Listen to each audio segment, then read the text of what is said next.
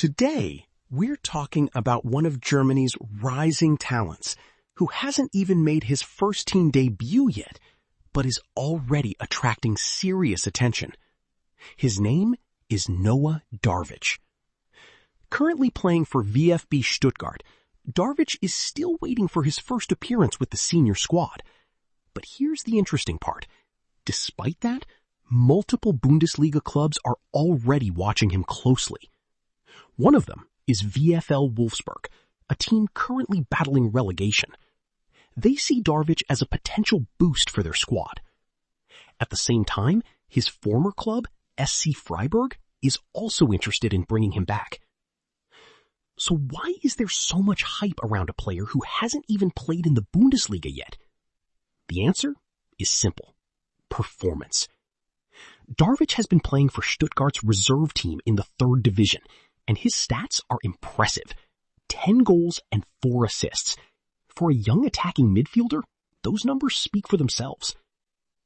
Right now, the most likely scenario is not a permanent transfer, but a loan move. This would allow him to gain valuable first-team experience, either in the 2. Bundesliga or abroad. And here's where things get interesting. If VfL Wolfsburg ends up struggling or even facing relegation, Darwich could get more chances to play. Teams in difficult situations often rely on young, hungry talents. Meanwhile, VfB Stuttgart is not willing to let him go easily. A football fairy tale, or the final chapter of a legendary career? Edin Dzeko is once again at the center of attention. But this time, it's not just about goals. It's about his future.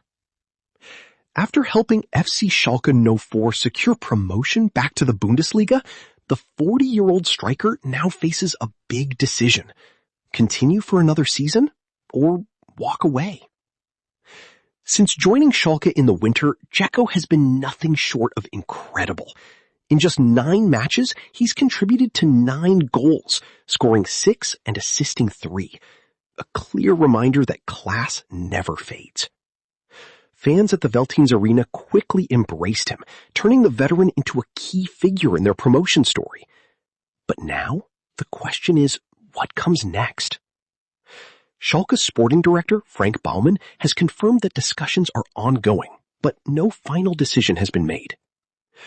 According to Baumann, this isn't just about football, it's about balance. Dzeko is carefully considering what he can still give to the team, and what the club can offer him in return. And then there's another major factor, the World Cup.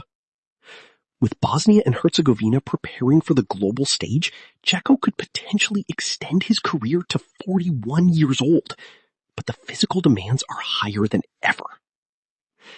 Interestingly, money is not influencing his decision.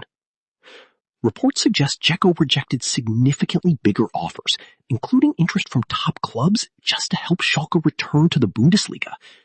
That says everything about his mentality. For him, it's not about money, it's about meaning. So now, everything comes down to one final question. Will Edin Dzeko write one more chapter in the Bundesliga, or is this the perfect ending to a legendary journey? Chelsea's season is hanging by a thread, and now the players themselves are speaking out. After a shocking 3-1 defeat to Nottingham Forest at Stamford Bridge, João Pedro didn't hold back. Just 98 seconds into the match, Chelsea FC were already behind, and from that moment, everything started to fall apart. Pedro described the performance as unacceptable, making it clear that the team can't continue making the same mistakes again and again. But what stood out the most was his message to the squad. Everyone needs to look at themselves, he said. No excuses, no blaming the coach, just responsibility. Chelsea have now lost 6 Premier League games in a row, a disastrous run that has completely damaged their Champions League hopes. Despite a recent FA Cup win, the league form tells a different story.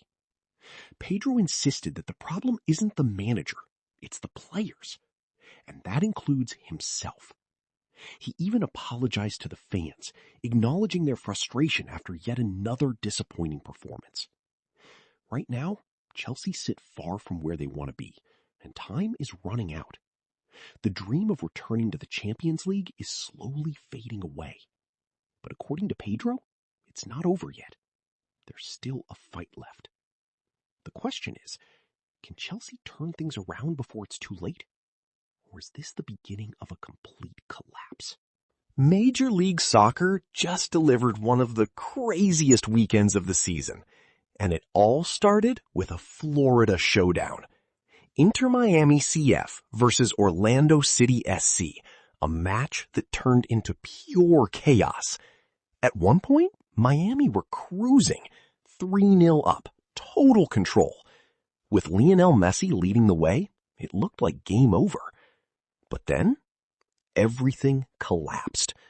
Orlando came back, 4 goals, a stunning 4-3 victory. And the star of the night? Not Messi. It was Martin Ojeda, who delivered a sensational hat-trick and wrote his name into MLS history. From heroics to serious questions. Inter Miami's manager Guillermo Hoyos faced heavy criticism after the loss, not just for the result, but for walking out of a press conference after answering just one question. Not a great look. Meanwhile, elsewhere in the league, Evander reminded everyone why he's an MVP contender. A brilliant hat-trick, including a 97th minute penalty, secured a huge win for Cincinnati. And then there's the coaching story of the season.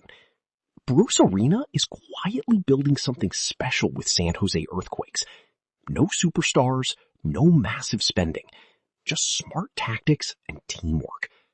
Right now, they might just be the best team in MLS. But not everyone is thriving.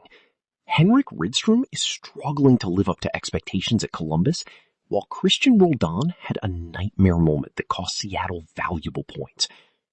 So, what did we learn this weekend? In MLS, no lead is safe. Stars can be outshined. And sometimes the biggest story is the collapse you never saw coming. Chelsea's season took another brutal hit as they were embarrassed 3-1 by Nottingham Forest, a result that officially ended their top 5 hopes and left their Champions League dreams hanging by a thread. From the very start, everything went wrong. Just 98 seconds in, Chelsea were already behind, and from there, it only got worse. Let's talk player ratings, and it's not pretty. In goal, Robert Sanchez gets a 5 out of 10. He couldn't do much about the goals, but it was still a shaky afternoon before he was forced off injured. At the back, Malo Gusto gets 3 out of 10 after giving away a reckless penalty. Trevoh Chalobah and Tosin Adarabioyo both struggled badly, especially against Taiwo Awoniyi's movement. But the lowest rating in defense goes to Marc Cucurella, a shocking 2 out of 10. Beaten easily, constantly out of position, and responsible for multiple dangerous moments. A nightmare performance. In midfield, Romeo Lavia and Moises Caicedo both get 4 out of 10. They simply couldn't control the game, and Forest kept finding space far too easily. Enzo Fernandez gets a 5 out of 10. Unlucky to hit the post, but faded as the match went on. And then, the biggest shock. Cole Palmer. 2 out of 10. A missed penalty, poor decision-making, and a performance that summed up Chelsea's entire collapse. A player who usually delivers completely